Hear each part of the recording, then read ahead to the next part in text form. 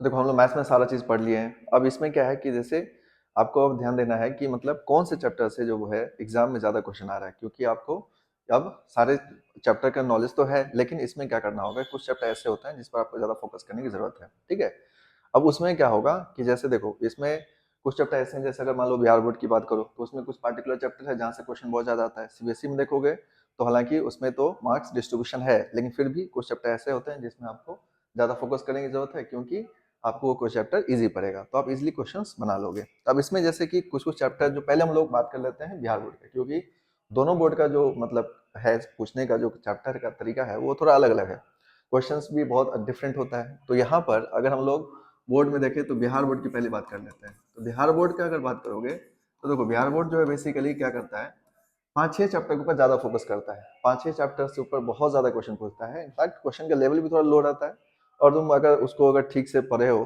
तो मतलब बनाने में दिक्कत नहीं आएगा।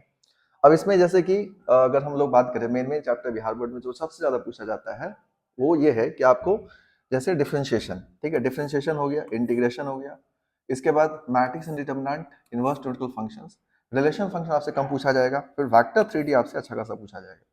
ये चैप्टर जो देखोगे तो ये चैप्टर क्या आपका बहुत ज्यादा इंपॉर्टेंट हो सकता है बिहार बोर्ड के लिए। इसमें एक लीनियर प्रोग्रामिंग जो है ये तो दोनों बोर्ड के लिए इंपॉर्टेंट है, मतलब अगर आप बिहार बोर्ड में हो या सीबीएसई बोर्ड में हो, दोनों बोर्ड में आपको ज्यादा ज्यादा पूछा जाएगा। लेकिन ये जो चैप्टर है अगर ऑब्जेक्टिव में बात करो, बिहार बोर्ड में क्या होता है कि दो पार्ट है, जैसे एक है आपका ऑब्जेक्टिव और एक है आपका सब्जेक्टिव। ठीक है, तो ऑब्जेक्टिव और सब्जेक्टिव में क्या होगा कि आपको थोड़ा सा देखना होगा इस तरह से। देखिए इसके ऑब्जेक्टिव में क्या होता है कि 100 क्वेश्चन होते हैं, टोटल 100 क्वेश्चन होता है, और बनाना आपको कितना होता है, 50 क्वेश्चंस बनाने होते हैं। अब इसमें से भी देखोगे तो नियर अबाउट लगभग नहीं तो नहीं कम से कम 20 to 25 क्वेश्चन जो होता है वो एकदम बेसिक लेवल क्वेश्चन होता है। मतलब अगर आपको बेसिक पता है और उसके अलावा फॉर्मूला पता है तो बहुत ज्यादा दिक्कत नहीं होगा। बेसिक कंसेप्ट आपको पता होना चाहिए चैप्टर का, और उसमें फॉर्मूला पता होना चाहिए। फॉर्मूला जो है ना बहुत सारा फॉर्मूला ही पूछ लिया जाता है, जैसे डिफरेंशिएशन वगैरह का फॉर्मूला ही पूछ लिया जाता है। तो मतलब इजिली आप यहाँ पे स्कोर कर सकते हो। अब करना है क्या आपको, जैसे देखो अब इसमें क्या है कि जैसे आपको डिफरेंशिएशन है, डिफरेंशिएशन का फॉर्मूला अच्छे से याद रखना है, और इंटीग्रेशंस का जो फॉर्मूला है वो आपको बहुत अच्छे से याद होना चाहिए, क्योंकि इंटीग्रेशन में क्या होता है कि छोटे छोटे क्वेश्चन आपको ऑब्जेक्टिव में हम लोग पहले बात कर ले, तो ऑब्जेक्टिव में क्या होता है कि आपको बहुत छोटे छोटे क्वेश्चन पूछे जाते हैं। जैसे आपसे पूछ दिया जाएगा ई टू द पावर एक्स का इंटीग्रेशन क्या होगा, इसमें ऑब्वियसली डेफिनेट इंटीग्रेशन भी आ जाएगा, इनडेफिनेट इंटीग्रेशन का भी क्वेश्चन आ जाएगा। तो इंटीग्रेशन को अच्छे से करके जाओ। इंटीग्रेशन को करने से आपको फायदा ये है कि इसके जो चैप्टर रिलेटेड है, जैसे डिफरेंशियल इक्वेशंस के क्वेश्चंस आपको 5 मार्क्स में आ सकता है सब्जेक्टिव में, तो वो भी आपके लिए इंपॉर्टेंट हो जाएगा। और खास करके ऑब्जेक्टिव में क्या होता है, डिफरेंशियल इक्वेशंस देखोगे तो आपको ऑर्डर और डिग्री से रिलेटेड क्वेश्चन पूछ दिया जाता है। तो हम लोग इसमें बात कर लेते हैं वन बाय वन चैप्टर का, कि किस तरह से कौन से चैप्टर में किन किन टॉपिक के ऊपर ज्यादा फोकस करना चाहिए। अगर हम लोग पहले बिहार बोर्ड की बात करते हैं तो देखो अगर हम लोग मैट्रिक्स एंड डिटरमिनेंट की बात करें तो मैट्रिक्स डिटरमिनेंट में जो होगा कि आपको बेसिक जैसे मैट्रिक्स और डिटरमिनेंट को सॉल्व करने आना चाहिए, जो आपको बहुत आसान होता है। मतलब इसको सॉल्व करना कोई बहुत बड़ी बात नहीं है, अगर आप बेसिक कंसेप्ट जानते हो तो मैट्रिक्स डिटरमिनेंट को सॉल्व आसानी से कर सकते हो। तो इसमें क्या होगा कि इसके जो क्वेश्चन होते हैं आपको ऑब्जेक्टिव और सब्जेक्टिव दोनों में पूछे जाएंगे, ऑब्जेक्टिव में पूछा जाएगा और सब्जेक्टिव में पूछ दिया जाएगा। इसके अलावा यहाँ पर आपको पहले तो इसका मतलब सॉल्यूशन करने आना चाहिए, साथ साथ इसमें ध्यान देना आपको जो इन्वर्स वाला पार्ट है, इन्वर्स से रिलेटेड इन्वर्स वाला। इसके बाद इसमें एडिशंस, एडिशन जो है एडिशन सब्ट्रैक्शंस ये सब तो आपको इजी रहेगा ही। एडिशन सब्ट्रैक्शन तो एक ही बात हो गया। इसके बाद मल्टीप्लीकेशंस, मल्टीप्लीकेशन ऑफ मैट्रिसेस भी कभी कई बार पूछा जाता है। ठीक है, तो आपको ये ध्यान रखना है। और एक हो जाता है आपका यहाँ पर एडजॉइंट, एडजॉइंट पर जो आपको क्वेश्चंस आ सकते हैं। ठीक है, फिर एक इक्वेशंस वाले क्वेश्चन होते हैं वो आपको पूछा जा सकता है, और ये 5 मार्क्स में अगर हम लोग बात करें तो इसमें इक्वेशन वाला क्वेश्चन पूछा जा सकता है। 5 मार्क्स में आपको देखोगे तो इक्वेशन वाले क्वेश्चंस ठीक ठाक पूछ दिया जाएगा। इक्वेशंस से रिलेटेड जो हम लोग क्वेश्चन पढ़ते हैं ना, होमोजेनस नॉन होमोजेनस जो हम लोग पढ़े थे, होमोजेनस नॉन होमोजेनस जो हम लोग पढ़े थे, उससे रिलेटेड क्वेश्चन आपको पूछा जा सकता है। तो देखो यहाँ पर इन सब चीजों को आप थोड़ा ध्यान दो, जैसे मल्टीप्लीकेशन कैसे करते हैं उसको ध्यान दो, मल्टीप्लीकेशन के बाद एडजॉइंट निकालना ठीक से आना चाहिए आपको, और होमोजेनस नॉन होमोजेनस खास करके नॉन होमोजेनस इक्वेशंस को सोमैटिक्स मेथड से सॉल्व कैसे करते हैं वो आपको पता होना चाहिए। इसके अलावा एक क्वेश्चंस डिटरमिनेंट में जो बिहार बोर्ड में बार बार पूछा जाता है वो प्रूफ करने वाले क्वेश्चन जो होते हैं। ठीक है, प्रूफ वाले क्वेश्चन होते हैं जो आपको पढ़ना होता है, कि जैसे आपको क्वेश्चन दे दिया जाएगा 1 1 1 है ना, ए बी सी, और यहाँ पर दे देगा ए स्क्वायर बी स्क्वायर सी स्क्वायर, और इसको रो या कॉलम ऑपरेशन लगा करके आपको प्रूफ करने के लिए दिया जाएगा। तो इस क्वेश्चन के ऊपर आप थोड़ा प्रैक्टिस करके जाना क्योंकि ये क्वेश्चन जो होता है काफी ज्यादा पूछा जाता है। मतलब आपको ये 5 मार्क्स में क्वेश्चन आ जाएगा और आप इसको अगर प्रैक्टिस करके जाओगे तो बहुत आसान होता है, ये हम आपको ऑलरेडी पढ़ा चुके हैं। तो अब अगर ध्यान से पढ़े हो सभी लोग तो इसमें कोई दिक्कत नहीं आएगा। तो देखिए इसमें आपको ये सारी बातें हैं जो आपको ध्यान रखना है मैट्रिक्स एंड डिटरमिनेंट में। अगर हम लोग बात करें इसमें, अब यहाँ पर देखिए इसमें ऑब्जेक्टिव में और सब्जेक्टिव दोनों कवर हो जाएगा। ऑब्जेक्टिव में तो आपको सिंपली ऐड करना, सब्ट्रैक्ट करना, मल्टीप्लिकेशन और 2 क्रॉस 2 का एडजॉइंट जो शॉर्टकट से भी निकल जाएगा, आपका एडजॉइंट निकालने आना चाहिए और बाकी आपको कोई दिक्कत नहीं होगा। इसके बाद आ जाते हैं हम लोग इनवर्स ट्रिग्नोमेट्रिक फंक्शंस को। देखो अगर हम लोग इनवर्स ट्रिग्नोमेट्रिक फंक्शंस की बात करें तो देखिए इनवर्स ट्रिग्नोमेट्रिक फंक्शंस के जो क्वेश्चन होते हैं ये ऑब्जेक्टिव और सब्जेक्टिव दोनों जगह आएगा। ऑब्जेक्टिव में जो आएगा आपको वो मेनली आपको बेसिक जो इसका होगा वो प्रिंसिपल वैल्यू से रिलेटेड, ठीक है, प्रिंसिपल वैल्यू से रिलेटेड आपको होना चाहिए, ठीक है। यानी फॉर्मूला वाले क्वेश्चन ज्यादातर नहीं होते, प्रिंसिपल वैल्यू से रिलेटेड आपको क्वेश्चन पूछ दिया जाएगा। जैसे आपसे पूछ दिया जाएगा कि साइन इनवर्स ऑफ 1/3 की वैल्यू कितना होगा, ठीक है, साइन इनवर्स ऑफ 1/2 की वैल्यू कितना होगा, इस तरह के क्वेश्चन आपसे पूछ दिए जाएंगे। या फिर सिंप्लीफाई करने के लिए मतलब पूछ दिया जाए कि इसको सिंप्लीफाई करके बताओ क्या होगा। तो बेसिक जो आपको कंसेप्ट है वो ध्यान रखना है। इसमें ध्यान रखना है कि आईटीएफ को सॉल्व करने के लिए थोड़ा क्लास 11th का कंसेप्ट आपको पता होना चाहिए। क्योंकि होता क्या है, जैसा आपको क्वेश्चन दे दिया जाएगा कि मान लो sine inverse of sine of, suppose आपको लिख दिया 4π/3 और बोला गया कि बताओ इसका वैल्यू कितना होगा। तो आप लोग पढ़ के रखते हो साइन इनवर्स sin x का वैल्यू x हो जाता है और आप यहाँ पर बना भी दोगे, आप लिख दोगे 4π/3 और इसका आंसर क्या हो जाएगा, ये गलत हो जाएगा। और ऑप्शन ऐसा दे रखा होगा तो ये गलत हो जाएगा। और आईटीएफ बिहार बोर्ड ऑब्जेक्टिव में ठीक ठाक पूछता है। तो आपको क्या करना है यहाँ पर कि 11th का जो कंसेप्ट है वो आपको ध्यान रखना है। साथ साथ ये भी ध्यान रखना है कि आईटीएफ का रेंज और डोमेन ये बहुत अच्छे से याद रखना है। खास करके आप याद रखो साइन इनवर्स एक्स को, sign inverse x, cos inverse x और tan इनवर्स एक्स, ठीक है। इस तीनों का आप रेंज याद रखो। जैसे साइन इनवर्स एक्स का रेंज क्या होता है -π/2 से π/2, ठीक है, तो आप ये याद रखो। इसके अलावा जैसे cos इनवर्स x का रेंज देखो तो क्या होता है 0 से पाई, तो 0 से पाई आप याद रखो। फिर tan इनवर्स x है तो इसका रेंज क्या होता है -π/2 से π/2, तो ये भी आप याद रखो। अब यहाँ पर आप देखो कि ये जो आपका आंसर है उस रेंज के अंदर है कि नहीं है, क्योंकि ऑप्शन तो ये भी दे रखा होगा लेकिन आप ये टिक करके आ जाओगे तो गलत हो जाएगा। तो साइन इनवर्स का रेंज क्या है -π/2 से π/2 और ये 4π/3 क्या है उसके बाहर है। इसका मतलब क्या है कि आपको ये ध्यान देना है कि ये आंसर नहीं हो सकता। तो करना क्या है, फिर इसको सॉल्व करने के लिए आपको 11th का थोड़ा कंसेप्ट लगाना पड़ेगा। तो क्या करोगे, sign inverse of sine of, इसको लिख लेना पाई प्लस π/3, ठीक है, पाई प्लस π/3। अब इसको फर्दर सॉल्व करोगे तो आपको आ जाएगा sine inverse of sine 180 plus theta minus sine π/3, ये माइनस बाहर हो जाएगा तो आपको मिल जाएगा minus of sine inverse of sine π/3, ठीक है। और इस तरह से आप आंसर कर सकते हो। तो आंसर क्या हो जाएगा -π/3 और ये इसका करेक्ट आंसर होगा। तो इस तरह से आपको सॉल्व करना है। तो ऑब्जेक्टिव में ये कंसेप्ट आपको पता है तो आपसे दिक्कत नहीं होगा। 11th का खास करके कंसेप्ट आपको पता रहना जरूरी है ट्रिगो का। और बाकी इसका डोमेन और रेंज याद रखिए, खास करके रेंज जरूर याद रखो आप, तो आपसे क्वेश्चन बन जाएगा। अब इसमें जो सब्जेक्टिव के लिए देखोगे बात, अगर सब्जेक्टिव की बात करें हम लोग तो सब्जेक्टिव में क्या होता है कि इस चैप्टर से जो आपको पूछा जाएगा सब्जेक्टिव का, तो सब्जेक्टिव में जो क्वेश्चन ज्यादातर पूछा जाता है उसमें होता यह है कि सब्जेक्टिव में आपको फॉर्मूला वाले क्वेश्चन पूछे जाएंगे। फॉर्मूला वाले क्वेश्चंस में भी आपको बता देते हैं क्या क्या फॉर्मूला आपको याद रखना चाहिए। जो बेसिक फॉर्मूला है जो आप पढ़ते हो, प्रॉपर्टीज तो याद रखना ही है, जैसे साइन इनवर्स माइनस एक्स क्या होता है, कॉस इनवर्स माइनस एक्स क्या होता है, ये सब तो आपको याद रखना ही चाहिए। इसके साथ साथ आपको क्या करना है कि सब्जेक्टिव के लिए फॉर्मूला याद रख लेना है। फॉर्मूला याद रखना है, कौन कौन सा फॉर्मूला याद रखना है ये भी ध्यान दो। तो फॉर्मूला में आपको याद रखना है जैसे sine inverse X plus minus sine inverse Y का, ठीक है, आप ये याद रखो। इसके बाद आप याद रखो cos inverse X plus minus of cos inverse Y का, ठीक है, ये फॉर्मूला याद रखो। और tan inverse of X plus minus of tan inverse Y का फॉर्मूला याद रखो, ठीक है। ये आपको बहुत ज्यादा इसके ऊपर क्वेश्चन पूछा जाता है बिहार बोर्ड में और सब्जेक्टिव में खास करके। अब इसमें एक और जो फॉर्मूला जो अक्सर यूज होता है वो है 2 tan इनवर्स एक्स का। ये फॉर्मूला भी आप याद रखो। जैसे इसका 3 फॉर्मूला होता है, sign inverse of 2x by 1 plus x square, ये फॉर्मूला आप याद रखो। इसके अलावा यहाँ पर होता है cos inverse of 1 minus x square by 1 plus x square, तो ये फॉर्मूला भी याद रखो। इसके अलावा हो जाता है आपका यहाँ पर tan inverse of 2x by 1 minus x square, ये भी याद रखो, ठीक है। अब यहाँ पर अगर इतनी चीजों को याद रखोगे तो आपको दिक्कत नहीं होगा। और मान लो क्वेश्चंस का लेवल थोड़ा बढ़ जाए तो आपको थोड़ा बहुत और सब्स्टिट्यूशन वाला पार्ट याद रखना पड़ेगा। सब्स्टिट्यूशन वाला पार्ट मतलब जैसे x की जगह क्या सब्स्टिट्यूट करें, जैसे 1 प्लस एक्स स्क्वायर कहीं दिखेगा तो आप x की जगह tan या cot पुट कर सकते हो, जो आपको हम ऑलरेडी पढ़ा चुके हैं, तो उसको आपको ध्यान देना है। लेकिन सब्जेक्टिव आप इसको अगर तैयार कर लोगे अच्छे से तो आपको दिक्कत नहीं होगा। बेसिकली होता क्या है कि जब आप क्वेश्चंस करते हो तो यहाँ पर इन चीजों पर ध्यान दो, क्योंकि अब जो है आपको फॉर्मूला अच्छे से याद रहेगा। तो बिहार बोर्ड में देखो, बिहार बोर्ड में क्वेश्चंस का लेवल बहुत हाई नहीं होता, क्वेश्चंस का लेवल बहुत नॉर्मल होता है, लेकिन आपको अगर चीजें पता है तो आपके लिए क्वेश्चन बनाना कोई बहुत डिफिकल्ट वाला काम नहीं है, मतलब आप आसानी से बना सकते हो। बस करना क्या आपको कि जैसे जो क्वेश्चंस है उसको आप थोड़ा प्रैक्टिस कर लो, पीवाईक्यू खास करके प्रैक्टिस कर लो, तो उससे क्या होगा कि आपको आइडिया लग जाएगा। लेकिन फॉर्मूला आप याद रखना जरूरी है, क्योंकि फॉर्मूला याद रहेगा तो मेरा मानना है कि बिहार बोर्ड में आपको क्वेश्चन बन जाएगा, इतना ज्यादा कुछ डिफिकल्ट नहीं रहता कि आपसे क्वेश्चंस ना बने। तो आप इसको थोड़ा ध्यान रखो। आईटीएफ में, आईटीएफ सब्जेक्टिव ऑब्जेक्टिव दोनों में क्वेश्चन आते हैं, तो आप यहाँ पर ध्यान देना, ठीक है। और 1 मार्क्स 2 मार्क्स से क्वेश्चन का लेवल लगभग सेम ही रहता है, इसलिए आपको 2 मार्क्स को अलग से करने की जरूरत नहीं है। अगर आप 1 मार्क्स क्वेश्चन बना पाते हो तो 2 मार्क्स से ही बन जाएगा आपसे। जो थोड़ा बहुत तैयारी करना होगा आपको वो 5 मार्क्स के लिए, जो आपको ध्यान देने की जरूरत है। तो आईटीएफ में आपको इन सब चीजों को ध्यान रखना है। अब रिलेशन फंक्शन देखिए, रिलेशन फंक्शन में जो है आपको यहाँ पर ऑब्जेक्टिव और सब्जेक्टिव दोनों में क्वेश्चन आएगा। ऑब्जेक्टिव में अगर हम लोग बात करें तो रिलेशन से जो क्वेश्चन आएगा वो आपको सिंपली रिफ्लेक्सिव, सिमेट्रिक और ट्रांजिटिव को पहचानने आना चाहिए, ठीक है। रिफ्लेक्सिव, सिमेट्रिक, ट्रांजिटिव को पहचानने आना चाहिए, ये आपको अच्छे से आना चाहिए। हमें अगर हम रिलेशन की बात करें, रिफ्लेक्सिव कब होता है, सिमेट्रिक कब होता है और ट्रांजिटिव कब होता है, ये बात अगर आपको अच्छे से पता है तो बहुत ज्यादा दिक्कत नहीं होगा। मतलब आपको पता होना चाहिए रिफ्लेक्सिव कंडीशन क्या है, सिमेट्रिक कंडीशन है, ट्रांजिटिव कंडीशन की ऑलरेडी हम पढ़ा चुके हैं आपको, तो इन चीजों का आप ध्यान रखिए।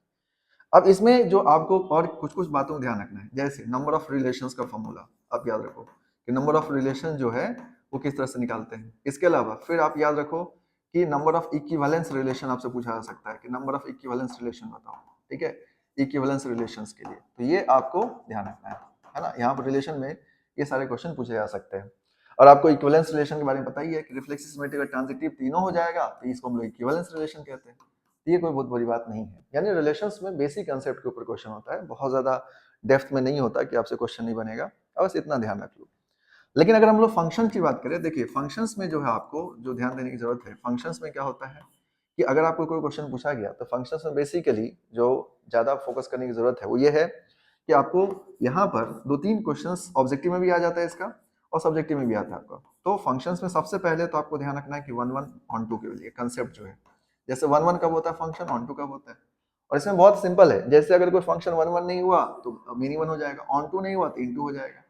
साथ साथ आप इसका नाम भी याद रखना, ऑन टू को हम लोग सर्जेक्टिविटी सर्जेक्टिव बोलते हैं, ये भी ध्यान रखना आपको। इसके अलावा 1-1 को बाइजेक्टिव बोलते हैं, ये भी ध्यान रखना आपको, ठीक है। 1-1 को सॉरी इंजेक्टिव बोलते हैं, 1-1 को इंजेक्टिव बोलते हैं, ध्यान रखना है। और 1-1 ऑन टू दोनों हो जाएगा तो बाइजेक्टिव बोलते हैं, ये बात भी ध्यान रखना आपको, क्योंकि ये चीजें जो है आपको जरूरत पड़ेगा। तो 1-1 के लिए 1-1 फंक्शन को हम लोग इंजेक्टिव, ऑन टू को क्या बोलते हैं सर्जेक्टिव, और दोनों मिल जाए तो क्या बोलते हैं बाइजेक्टिव। तो ये आपको ये प्रूफ करने के लिए बोल सकता है कि 1-1 है कि नहीं, फंक्शन को देख के बताओ ऑन टू। तो इसमें क्वेश्चंस के लेवल बहुत आसान होता है, करना क्या आपको 1-1 कंसेप्ट याद रखना है, जैसे fx1 = fx2 वाला जो कंसेप्ट है उसको आप याद रखिए और उसे चेक करके आसानी से बता सकते हो 1-1 है कि नहीं। ऑन टू के लिए पूछा जाएगा तो ऑन टू के लिए भी आप आराम से कर सकते हो। तो ये बहुत आसान सा क्वेश्चन इसमें होता है। इसमें एक और जो आपको बिहार बोर्ड में पूछा जाएगा वो है इनवर्स, इनवर्स रिलेटेड, ठीक है। इनवर्स निकालने के लिए बोल दिया जाएगा एफ इनवर्स एक्स कैसे निकालना है। तो देखिए इनवर्स निकालना कोई बहुत बड़ा बात नहीं है।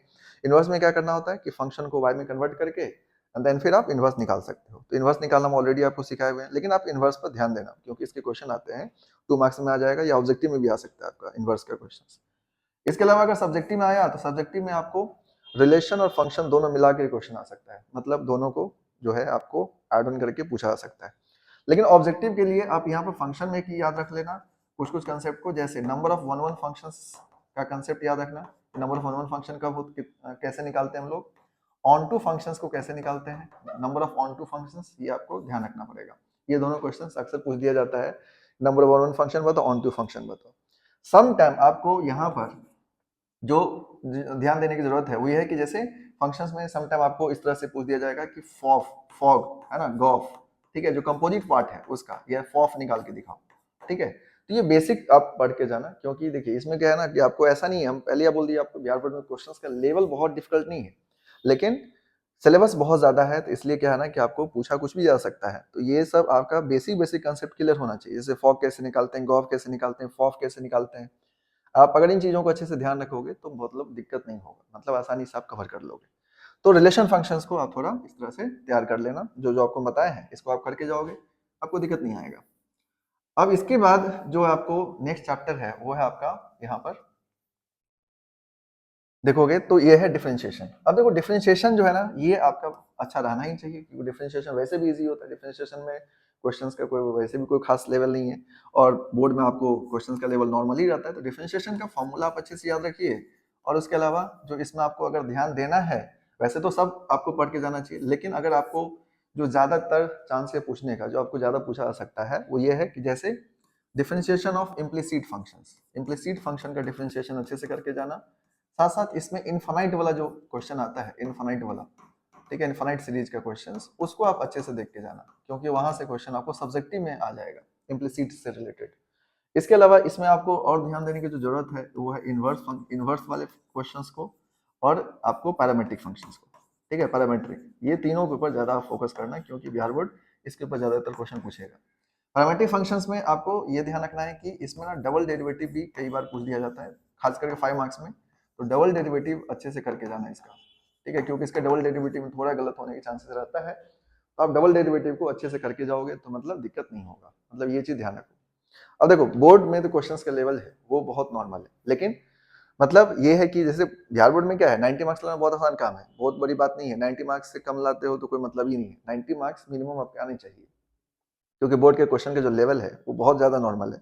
बस आपको बेसिक बेसिक बात पता होना चाहिए, पैरामेट्रिक फंक्शंस का डबल डेरिवेटिव आप 1 2 4 क्वेश्चन करके जाओ तो आपसे क्वेश्चन बन जाएगा, इतना कुछ नहीं है कि नहीं बनेगा, मतलब आसान है, बस ये है कि करना है आपको क्वेश्चंस को।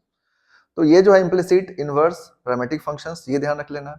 अब इसमें अगर आपको अगर करना भी है, थोड़ा बहुत लॉग को देख सकते हो, लॉग का प्रॉपर्टीज, ठीक है, लॉगरिथमिक फंक्शन का जो डिफरेंशिएशन था उसको आप देख सकते हो, लेकिन ये जो क्वेश्चन होगा इसमें खास करके ये वाला क्वेश्चन आप करके जाना, जैसे y equals to x to the power x, और एक क्वेश्चन होता है y इक्वल्स टू, जैसे आपको दे देगा x to the power sin x plus cos x to the power tan x, ऐसा कुछ दे देगा, ठीक है, इस तरह क्वेश्चन दे दिया जाएगा।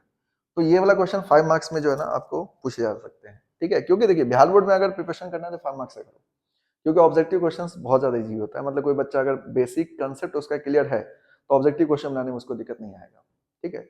लेकिन बस ये है कि आपको सब्जेक्टिव जो 5 मार्क्स का क्वेश्चन होता है वहां पर आपको तैयारी ठीक से रखना चाहिए, क्योंकि वहां पर क्वेश्चंस का लेवल थोड़ा सा बढ़ता है, तो आप अगर वहां पर संभाल लिए तो आपको आराम से 90 क्रॉस हो जाओगे, इतना कोई दिक्कत वाली बात नहीं है।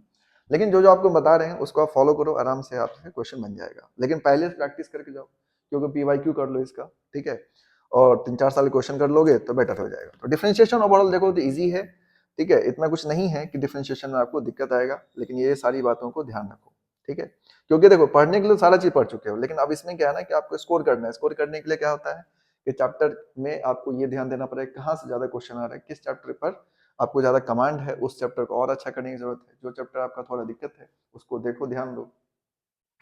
अब इंटीग्रेशन में देखो, इंटीग्रेशन में जो है ना इसके 2 पार्ट है, ठीक है, इंटीग्रेशन में देखोगे तो एक इंडेफिनिट है, एक इनडेफिनिट है, और एक आपका क्या हो गया, डेफिनिट इंटीग्रेशन हो गया, ठीक है, 2 पार्ट में आ जाता है।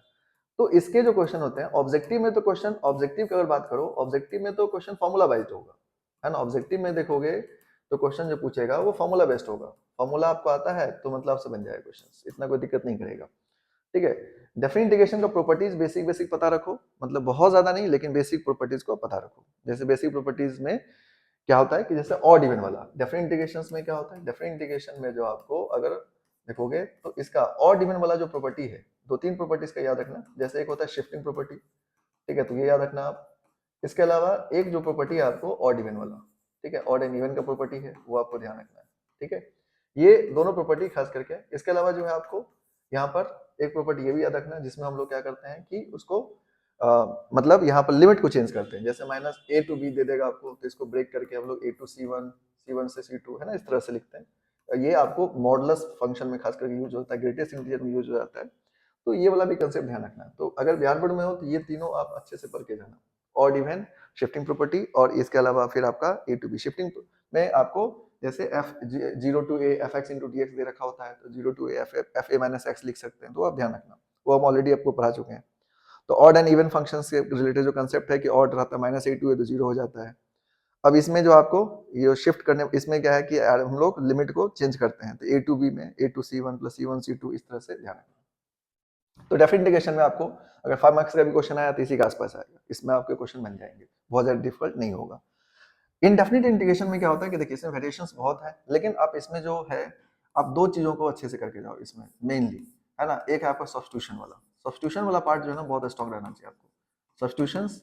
और 5 मार्क्स में जो है ना पार्शियल फ्रैक्शन से रिलेटेड क्वेश्चन कई बार पूछ चुका है बिहार बोर्ड में, तो पार्शियल फ्रैक्शंस आपका अच्छा रहना जरूरी है, ठीक है। तो पार्शियल फ्रैक्शन जो है वो सही हो जाना जरूरी है। पार्शियल फ्रैक्शंस आपका जितना अच्छा रहेगा उतना बेटर रहेगा आपके लिए, क्योंकि पार्शियल फ्रैक्शन में क्वेश्चन जो होता है, जैसे आपको क्वेश्चन ऐसे दे दिया जाएगा dx by x minus one into x plus two, है ना, इस तरह क्वेश्चन आ जाएगा, आपको बोला जाएगा सॉल्व करने के लिए। तो ये क्वेश्चन 5 मार्क्स में आता है इस तरह क्वेश्चन, और बहुत ज्यादा डिफिकल्ट नहीं होता है पार्शियल फ्रैक्शन का। ऑलरेडी हम आपको शॉर्ट ट्रिक भी बता चुके हैं सॉल्व करने का, लेकिन आप शॉर्ट ट्रिक से मत बनाना 5 मार्क्स में। अब क्या करना, ऑब्जेक्टिव में अगर आपसे है तो शॉर्ट ट्रिक लगा सकते हो, नहीं तो आप इससे करना। इसके अलावा इसमें जो एक होता है इंटीग्रेशन बाय पार्ट्स, ये आपको ध्यान देने की जरूरत है, इंटीग्रेशन बाय पार्ट्स, ठीक है। तो यहाँ पर ये तीनों चैप्टर जो है आपको ध्यान देने की जरूरत है। बाकी देखो, अगर ऑब्जेक्टिव में बात करो तो ऑब्जेक्टिव में फॉर्मूला वाला क्वेश्चन आ जाएगा, जैसे integration of sin x, integration of e to the power, integration of cos x, तो वो कोई क्वेश्चंस का लेवल नहीं है, उस क्वेश्चंस को बनाना बहुत आसान काम है, मतलब आप आसानी से बना दोगे। तो आपको देखो, अब इसमें क्या है कि आपका ये नहीं है कि मतलब देखो बिहार बोर्ड में क्वेश्चंस के लेवल जो है ना कम है, जो आप ऑलरेडी क्वेश्चन अगर सॉल्व करते हो तो पता होगा, लेकिन 5 मार्क्स के क्वेश्चंस को आपको तैयारी करना ही पड़ेगा अच्छे से, क्योंकि उसमें क्वेश्चंस के लेवल बढ़ते हैं। तो इंटीग्रेशन बाय पार्ट्स, सब्स्टिट्यूशन और पार्शियल फ्रैक्शन, ये तीनों को अच्छे से कर लो, क्योंकि इसमें जो क्वेश्चन है वो इसके आसपास आता है, ठीक है। तो आप यहाँ पर अगर ध्यान दोगे तो आपसे बन जाएगा। तो देखो ओवरऑल यहाँ पर ये सारी चीजें हैं जो आपको ध्यान देने की जरूरत है, ठीक है। इसके बाद हम लोग अगर बात करें यहाँ पर, जो आपको और बाकी चैप्टर पर ध्यान देने की जरूरत है वो है आपका डिफरेंशियल इक्वेशंस। देखो डिफरेंशियल इक्वेशन का जो क्वेश्चन होता है, इसमें ऑब्जेक्टिव सब्जेक्टिव में जो क्वेश्चन होता है, ये आपको हम बता देते हैं कि ऑब्जेक्टिव में क्या ध्यान देना है, सब्जेक्टिव में क्या देना है। तो आपको करना क्या है, देखिए अगर ऑब्जेक्टिव की बात करो तो ऑब्जेक्टिव में जो है यहाँ पर आपको ज्यादातर जो पूछा जाएगा ऑर्डर और डिग्री, है ना, ऑर्डर एंड डिग्री, ये आपको ध्यान देना है। ऑर्डर एंड डिग्री को अच्छे से कर लेना, क्योंकि ऑब्जेक्टिव में आपको क्वेश्चन आएगा तो ऑर्डर डिग्री से रिलेटेड क्वेश्चन आएगा। एक क्वेश्चन और आपसे पूछा जा सकता है, वो है आपको यहाँ पर कि आपसे पूछ देगा इसमें ऑर्डर डिग्री के अलावा जो आपसे पूछा जा सकता है इंटीग्रेटिंग फैक्टर। इंटीग्रेटिंग फैक्टर आपसे पूछा जा सकता है कि इंटीग्रेटिंग फैक्टर निकाल के बताओ, ठीक है, इंटीग्रेटिंग फैक्टर। तो इंटीग्रेटिंग फैक्टर निकालना बहुत आसान काम है, जो आप ऑलरेडी जानते होंगे, e to the power integration of pdx, linear differential equation जो पढ़े थे हम लोग, dy by dx plus py equals to q वाला जो फॉर्मेट था, ठीक है। तो इसको जो है आप थोड़ा तैयार करके जाना, इंटीग्रेटिंग फैक्टर। ऑब्जेक्टिव में ज्यादातर चांस रहता है इसी दोनों का पूछने।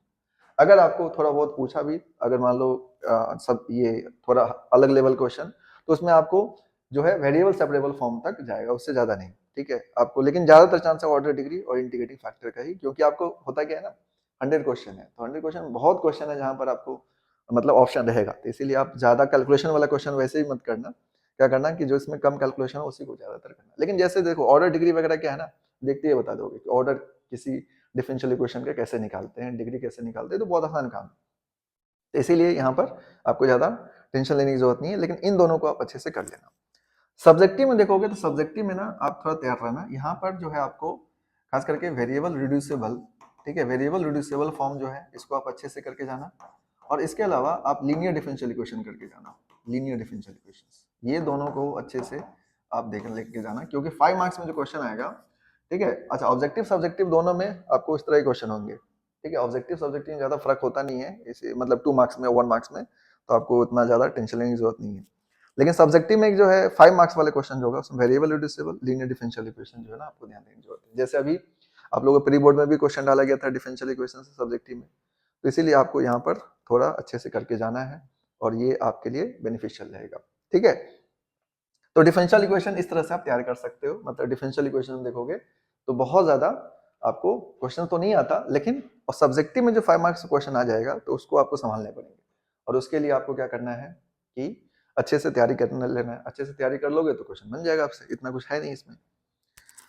अब बात कर लेते हैं हम लोग इसका जो वेक्टर 3D का जो चैप्टर है। देखिए वेक्टर 3D में जो है आपको यहाँ पर तो ध्यान देने की जरूरत है। वेक्टर 3D में सबसे पहली बात जो ऑब्जेक्टिव की बात कर लेते हैं हम लोग, इस चैप्टर में देखोगे तो ऑब्जेक्टिव, ऑब्जेक्टिव में अगर देखोगे तो ऑब्जेक्टिव में ज्यादा क्या पूछा जा रहा है। ऑब्जेक्टिव की अगर हम लोग बात करें वेक्टर 3D का, देखिए वेक्टर 3D में ऑब्जेक्टिव में जो होता है, खास करके वेक्टर की पहली बात कर लो, तो वेक्टर में जो है आपको ज्यादातर पूछा जाएगा डॉट प्रोडक्ट। डॉट प्रोडक्ट का कंसेप्ट आपको पता रहना चाहिए।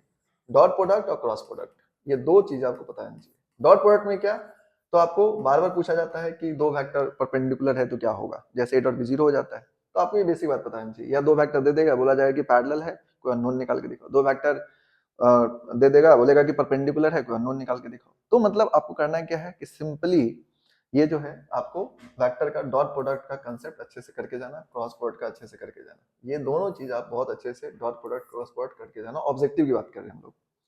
अब 3D में जो है आपको, इसमें आपको अगर 3D ज्योमेट्री की बात करो, इसमें ऑब्जेक्टिव में जो पूछा जा सकता है आपको, वो सबसे ज्यादा जो पूछा जाएगा ये है कि आपको कोई भी यहाँ पर जैसे डिस्टेंस है ना, डिस्टेंस फॉर्मूला आपको आना चाहिए। डिस्टेंस फॉर्मूला से रिलेटेड डिस्टेंस पूछ दिया जाता है, ठीक है। तो आप यहाँ पर इजिली बना सकते हो, डिस्टेंस फॉर्मूला का कंसेप्ट लगाओगे बन जाएगा। इसके अलावा इक्वेशन ऑफ प्लेन पूछ सकता है आपको, प्लेन, क्योंकि ये ध्यान रखना बिहार बोर्ड में प्लेन भी है सिलेबस में, तो प्लेन से रिलेटेड आपको क्वेश्चन पूछा जा सकता है। इसके अलावा आपसे पूछ सकता है प्लेन से रिलेटेड, मतलब यहाँ पर पूछ देगा इक्वेशन ऑफ पैरेलल प्लेन, ये बहुत बार पूछा है, तो आपको यहाँ पे इसको तैयार रखना, इक्वेशन ऑफ पैरेलल प्लेन, ठीक है। तो पैरेलल प्लेन का इक्वेशन जो है आपसे मल्टीपल टाइम पूछ चुका है, तो आपको क्या करना है, पैरेलल प्लेन का इक्वेशंस लिखने आना चाहिए। तो पैरेलल प्लेन का इक्वेशन, पैरेलल लाइन का इक्वेशन जैसे लिखते हो कि एक्स वाई जेड का जैसे लाइन में होता है उस तरह से प्लेन में आपको क्या करना है, एक्स वाई जेड को सेम रखना है और कांस्टेंट खाली चेंज होगा। तो पॉइंट वगैरह दे रखा, सब्स्टिट्यूट करो, कांस्टेंट निकल जाएगा। ये हम ऑलरेडी आपको सिखा चुके हैं, प्लेन को थोड़ा ध्यान देना, ठीक है।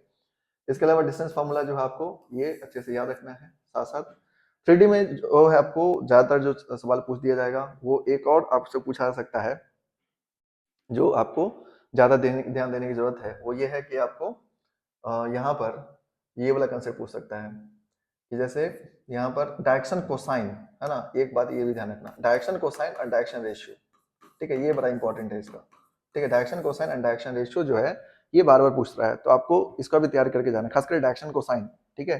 तो डायरेक्शन कोसाइन निकालने का एकदम शॉर्ट तरीका भी बताया था आपको, तो डायरेक्शन कोसाइन को अच्छे से कर लेना, जो डायरेक्शन कोसाइन और डायरेक्शन रेशियो दोनों से रिलेटेड क्वेश्चन होता है। ये देखोगे तो ऑब्जेक्टिव में मोरलेस इसी तरह क्वेश्चन होगा। इक्वेशन ऑफ पैरेलल प्लेन बहुत बार पूछा है, डिस्टेंस फार्मूला, डायरेक्शन कोसाइन बहुत बार पूछ चुका है, और फैक्टर में डॉट प्रोडक्ट और क्रॉस प्रोडक्ट बहुत बार पूछ चुका है, तो आप इसको इस तरह से तैयार कर लेना। अब बात कर लेते हैं सब्जेक्टिव का। देखिए सब्जेक्टिव में क्या पूछा जा सकता है आपको, सब्जेक्टिव में जो है आपको क्या क्या पूछा जा सकता है यहाँ पर ध्यान दो। अगर सब्जेक्टिव में देखोगे तो वेक्टर से कम चांस रहेगा आपको पूछने का, पर 3D से आपको चांसेस ज्यादा रहेगा सब्जेक्टिव में। सब्जेक्टिव में जो है 3D से आपको क्वेश्चन पूछने के चांसेस ज्यादा रहते हैं, ठीक है। तो सब्जेक्टिव में करना क्या आपको, जो आपको ध्यान रखना है कि वेक्टर और लीनियर वेक्टर और Cartesian form of equations, vector Cartesian form जो इक्वेशन का है उसको ध्यान रखना है। अब इसमें आपको क्या क्या आना चाहिए, जैसे इमेज कैसे निकालते हैं हम लोग, इमेज ऑफ द पॉइंट है ना। इसके अलावा foot of perpendicular, foot of perpendicular आप याद रखना, ठीक है, यहाँ पर ध्यान रखना। इसके अलावा आपको इसमें जो पूछा जा सकता है शॉर्टेस्ट डिस्टेंस, ठीक है। और एंगल आपको याद रखना है। अच्छा, एंगल में आप दो चीज ध्यान रखना, एंगल बिटवीन टू लाइंस, ठीक है, 5 मार्क्स वाला में। और इसके अलावा एंगल बिटवीन, आप ये भी पढ़ के जाना, angle between plane and line, ठीक है, प्लेन एंड लाइन, ये भी कई बार पूछ चुका है, इसको आप ध्यान देना। Angle between plane and line, angle between two lines पूछा जा सकता है, इस तरह से angle between plane and line भी बार बार पूछा जाता है। तो ये आपको ध्यान देना है कि दो लाइन के बीच का एंगल कैसे निकालते हैं, प्लेन और लाइन के बीच में एंगल कैसे निकालते हैं। और ये जो है image, foot of perpendicular, shortage distance, ये आपको ध्यान देने की जरूरत है, ठीक है। तो सब्जेक्टिव में आप इन चीजों को तैयार कर लेना अच्छे से, ठीक है। वेक्टर में आपको कम चांस रहता है, 3D से ही ज्यादा चांस रहेगा पूछने का। तो मतलब इतना कुछ नहीं है, अगर आप थोड़ा बहुत इसको ध्यान दोगे तो 5 मार्क्स से क्वेश्चन इसका आसानी से बन जाएगा। तो ये जो चैप्टर है इसमें आपको ध्यान देना चाहिए, क्योंकि ऑब्जेक्टिव सब्जेक्टिव दोनों के लिए इंपॉर्टेंट है। तो देखिए इसमें यही सब है जो आपको ध्यान देना है। अब इसके बाद जो आपको यहाँ पर है वो ये है कि प्रोबेबिलिटी। देखिए प्रोबेबिलिटी की जो क्वेश्चन होगा ये यहाँ पर आप 50-50 रखना। अगर आपको आपको लगता है कि क्वेश्चंस का जो कंसेप्ट है वो आपको पता है, अगर आप श्योर हो तो ही बनाना। अगर आपको लगे कि मतलब नहीं ये आप कहीं पर गलत कर सकते हो, तो इसमें आप ज्यादा उलझना नहीं, क्योंकि ऑप्शन बहुत रहता है, तो हर एक क्वेश्चन से उलझना नहीं है आपको। प्रोबेबिलिटी को ध्यान से, अगर आपको जिन बच्चों का अच्छा रहेगा वही लोग प्रोबेबिलिटी की तरफ जाना, जिनका थोड़ा बहुत अगर लगता है कि नहीं कंफर्टेबल नहीं है, तो आप इसमें इसके जगह पर कोई और क्वेश्चन करने की तैयारी रखना, ठीक है। उसके लिए अब जैसे 5 मार्क्स में है तो 3D की तैयार रखो। ऑब्जेक्टिव में इसमें से बहुत सारे क्वेश्चन पूछा जा सकता है, तो ये आप यहाँ पर इसको अवॉइड कर सकते हो, लेकिन बेसिक बेसिक क्वेश्चन आपको पता होना चाहिए, जैसे इतना कुछ नहीं है।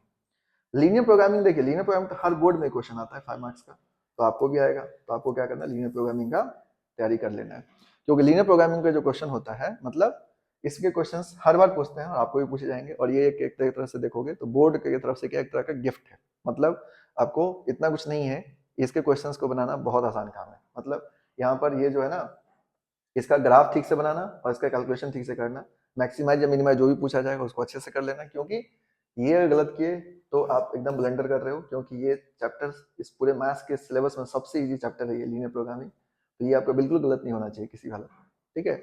और आप इस तरह से करोगे तो देखो बिहार बोर्ड में आपको 90 मार्क्स आराम से आ जाएगा, ठीक है। 90 मार्क्स लाना कोई बहुत बड़ी बात नहीं है। 90 95 जो है ना इजिली आ जाता है, अगर आप थोड़ा भी ध्यान से पढ़ोगे 90 95 आराम से आ जाता है। तो बिहार बोर्ड में 90 मार्क्स लाना जो है ना आसान काम है, बहुत ज्यादा डिफिकल्ट वाला बात नहीं है। बस थोड़ा सा ये सब ध्यान देने की जरूरत है जो आपको बताया। अब इसमें कुछ कुछ चैप्टर है जो हम यहाँ पर कंसीडर नहीं किए बिहार बोर्ड में, जो आपको कंसीडर नहीं किए। इसका वजह यह है कि देखिए बिहार बोर्ड में होता क्या है कि जैसे आपको एओडी एप्लीकेशन ऑफ डेरिवेटिव की बात करें, ये चैप्टर हम यहाँ पे इंक्लूड नहीं किए। इसके अलावा कंटिन्यूटी एंड डिफरेंशियबिलिटी, तो ये चैप्टर यहाँ पर हम लोग इंक्लूड नहीं किए हैं यहाँ पर। इसके अलावा हम एरिया एरिया जो है हम लोग यहाँ पे इंक्लूड नहीं किए हैं।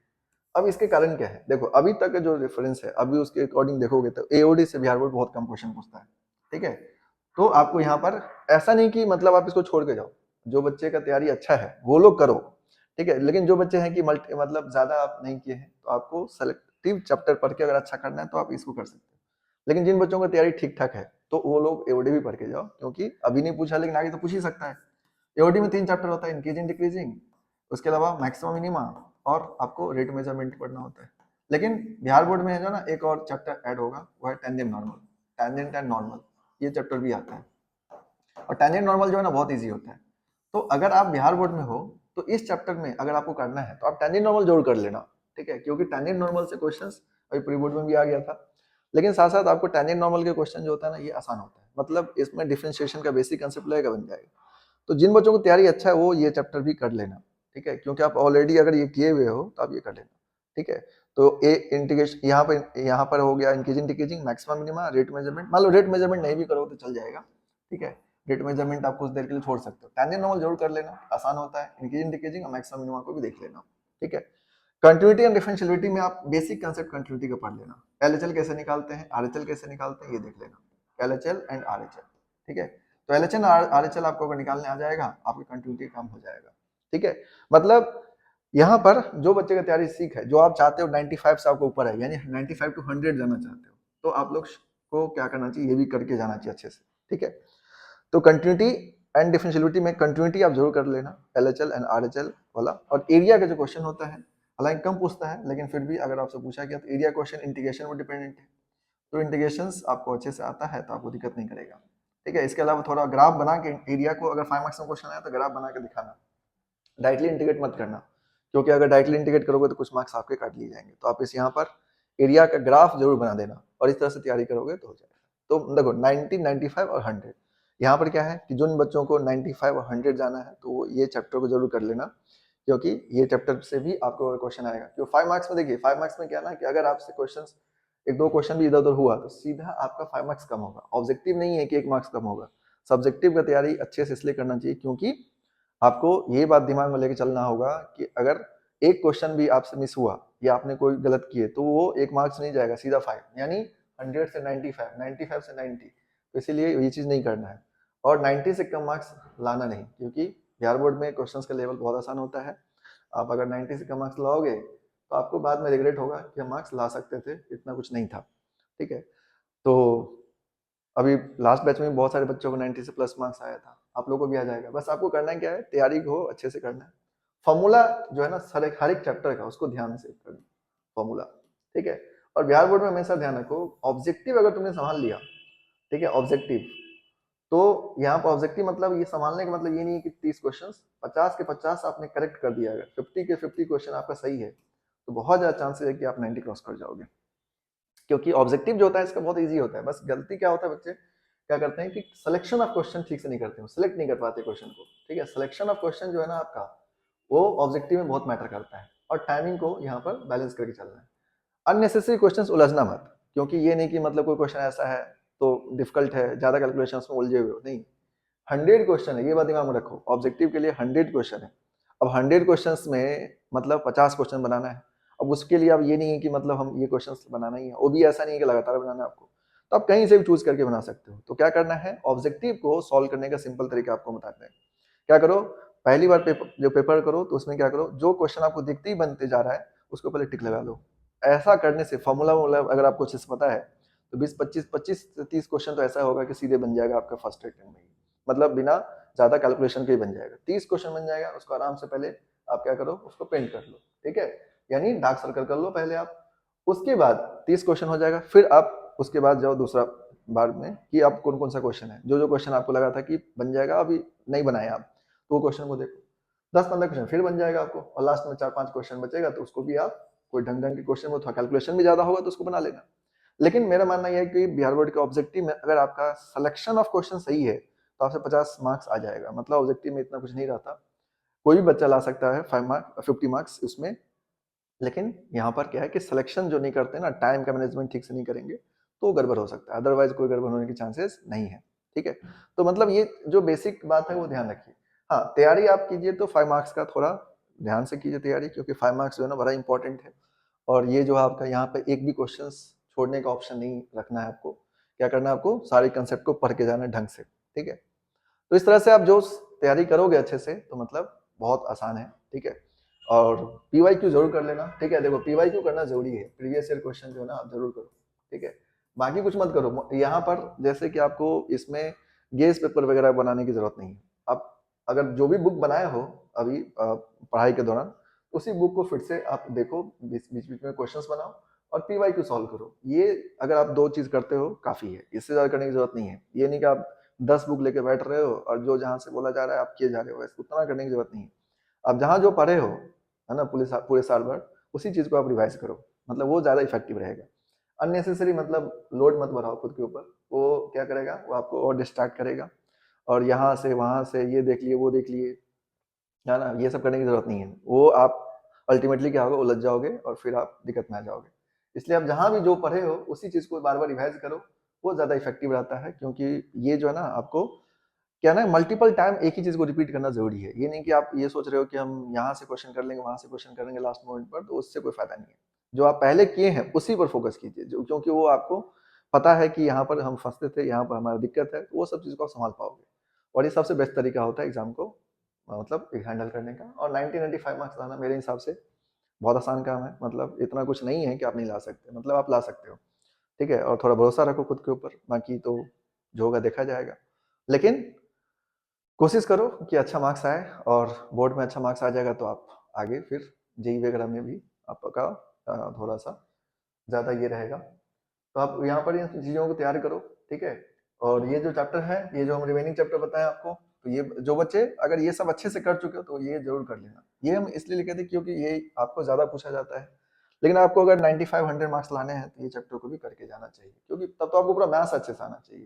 क्योंकि बिहार बोर्ड में देखो सिलेबस तो एक और चैप्टर है, बाइनरी ऑपरेशन भी एक चैप्टर है, अगर देखोगे तो बाइनरी ऑपरेशन भी है। लेकिन अब उसके क्वेश्चंस आपसे सिंपल क्वेश्चन बने तो ठीक है, नहीं बने तो कोई बात नहीं, ठीक है, क्योंकि ऑप्शन बहुत है, उसका ऑब्जेक्टिव में क्वेश्चन आता है कभी कभी। तो बाइनरी ऑपरेशंस आपको यहाँ पर जो है, बाइनरी ऑपरेशन क्वेश्चन जो है ना, मतलब इजी इजी वाला क्वेश्चन रहेगा तो बना लेना, ज्यादा इसमें यही मत करना, हमें उलझने की जरूरत नहीं है, क्योंकि ऑप्शन बहुत है यार, ऑप्शन बहुत दिया गया है, ठीक है। इतना क्वेश्चन में ऑप्शन है कि आज अब नहीं, अगर 90 लाओगे तो कब लाओगे, इतना ऑप्शंस कहाँ से होता है ना, इतना ऑप्शंस किसी बोर्ड में नहीं होता है, मतलब एटलीस्ट सीबीएसई बोर्ड में तो नहीं होता है।